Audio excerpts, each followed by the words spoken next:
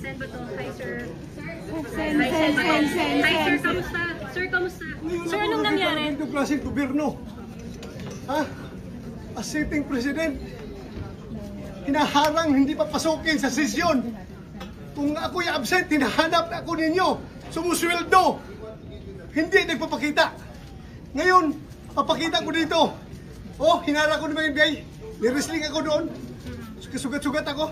Why are you here, sir? Papasok! This is the Senate! Wala silang respeto sa institusyon ng Senado.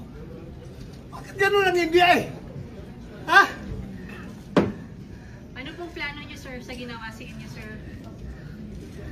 Pag-usap kami. Ano gagawin namin? But why are you here, sir? Bakit po kayo napapasok today, sir?